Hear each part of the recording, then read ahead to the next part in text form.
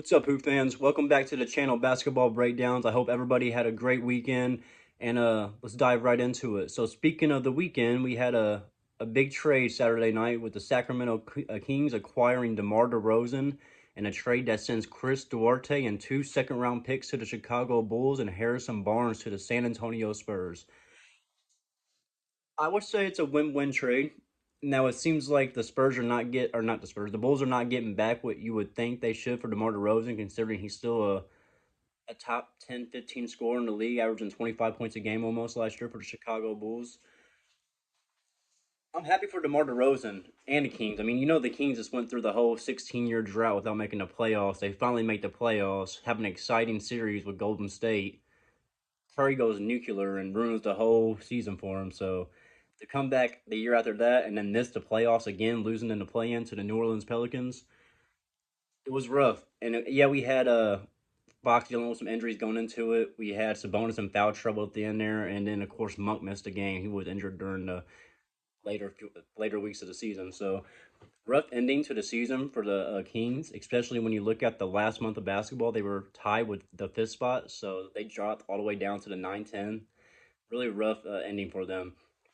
But with saying that, they see everybody else improving in the West. You see Clay going to Dallas, and then you just see the whole league in general just improving the roster. And the Kings were not just going to sit back and go through another drought and missing the playoffs. And they needed a big move like this to be able to get back into contentions. Now, looking at it on a basketball perspective, I think it does take away a big part of their shooting. Harrison Barnes is not near the player individually as DeMar DeRozan, but he is a far better shooter and spacer, and he kind of fit what they were going for when they were making that run.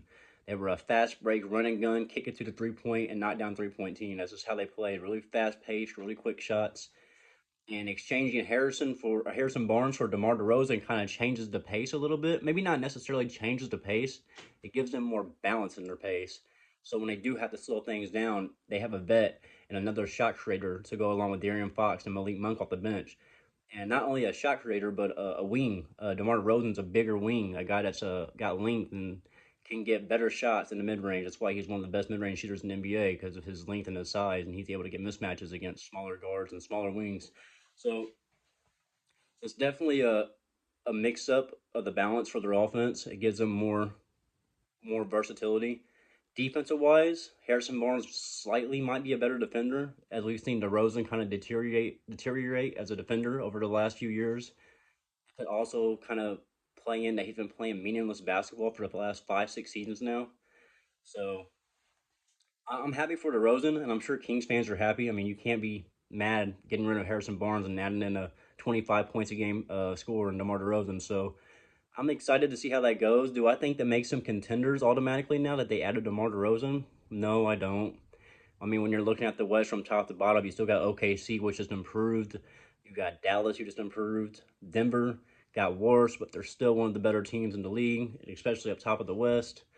You got Memphis coming back with John Morant. Houston's still going to be there. I mean, Golden State, who knows what they look like. You still have the Phoenix Suns, the Los Angeles Lakers, the Clippers. I mean, there's still going to be a top heavy West. And it's kind of hard to see where the Kings are going to fit into that. I can see them maybe getting to that 7, 6, 7 seed, depending on what happens and how well they play together. But as far as them making it to like the finals or the Western Conference Finals, at that, I don't see that happening. This doesn't like move the pin for them as far as that goes. But it does give Kings fans excitement and a sense of fresh air that they're still making moves. They're trying to compete. They're going after big guys like this. So I would be happy as a Kings fan that at least they're trying and they're not trying to go backwards and get back to that drought again. And looking at it from a Bulls perspective, I mean, look, yeah, you got Chris Duarte, a guy who has had a lot of potential coming out of the draft, but slowly just started declining, and he's can't hit jump shots no more. He's not a good defender. He's not a good playmaker. He's just now he can still get his career revamped. Maybe he can do something in Chicago because they're about to go towards a rebuild direction. So we'll see. But yeah, if I'm a Bulls fan, I'm happy. It's time to rebuild. This mediocrity thing is just not it's not working no more. You're being stuck in that playing spot. You're not making the playoffs. They made it one time since they've had this nucleus of Levine, Vooch, and DeRozan. And yes, they missed Lonzo Ball, who was supposed to be that point guard to help them run the offense, which we never even got to see him play much. So, unfortunately, with all his injuries, and we might not ever get to see him play again. So, who knows how that works for them with Lonzo, because they still have him on the roster as of now. So, they re-signed Patrick Williams. I know I've seen a lot of Bulls fans not too happy about that. He was proven that he's not worth the money. But I guess, like I said again, when you're going in a rebuild, he's a young guy. He's 24, 25 years old. So they're going in that direction. It's rebuilding. They're trying to get rid of everybody. We know they're trying to get rid of Zach LaVine still. They've even tried to add on a first round and a second round pick to him, and teams still don't want him because of that contract, which is crazy because he's a good scorer too. 25 points a game over the last 4 seasons when he does play. So he can score the basketball.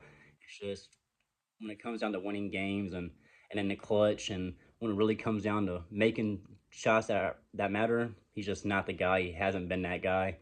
He's just one of those guys who're going to give you 20 plus points on a bad team, and that's okay. It's not really just saying Zach LaVine's not a hooper. He's a hooper. He's just not a guy that's going to be a one or a two to get you over the top to get to that championship run, and we all know that. So they got Josh Giddey now. Brought him in with all his drama he had last year, yes, but we have seen when SGA was out and missing games a couple seasons ago, he was able to come in and put up some decent numbers and show that he can run an offense subpar. His defense is spotty, his shooting is spotty, things that can improve, yes. He has a playmaking. He's a good rim pressure guy. He's good at passing out. He's good at driving and kicking, so that adds that for them. If Zach LaVine plays, who knows, maybe Giddey can be a point guard that they haven't had yet to help distribute and get guys better looks like Patrick Williams and Zach LaVine. Since the Bulls era, there's not been really a traditional point guard. It's been more of a Kobe White score first guy, Zach LaVine at guard score first guy, Caruso not really an aggressive offensive player, more of a defender and a spot up shooter. So they haven't had really the guards to help create playmaking to get them looking good on offense. That's why their offense is so sloppy, and it consists of give the ball to Levine, give the ball to Demar, drop the ball down to the post or Vooch. It's just, and it's not working. They just don't match well together. Their styles don't match well together, and it's shown with the results. So if I'm a Bulls fan, of course, I'm happy we're finally in the rebuild era. It's time to get all these pieces going and start fresh. And for the Spurs, you pick up a veteran and Harrison Barnes. Good moves for the Spurs, man. Really sneaky. It's nothing's going to get them over the top and win a bunch of more games. I even know the Chris Paul effect is a real thing. Chris Paul, every time he's on a team, he's usually competing. Minus last year with the Warriors, which was a weird year for them with the Clay drama, and it was just a weird year for them and Draymond. So, yeah. But back to the Spurs, yeah, they get Harrison Barnes, another veteran guy that can kind of help Wemby with Chris Paul and guide him through the NBA and help him grow and be guys that are dependable players for him throughout the whole season. Chris Paul brings the playmaking, the leadership as a true traditional point guard, and Harrison Barnes brings the spot up guy, the threat out there that if you want to double Wemby or if you want to crash on the 2 man game they're running, Harrison Barnes, one of the better 3 point shooters in the game out there. So good pickup for all teams, I think. Win for all.